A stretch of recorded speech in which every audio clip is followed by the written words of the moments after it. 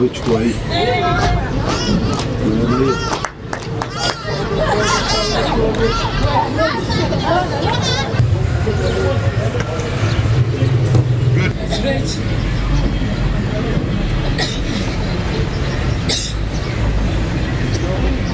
Kuna move.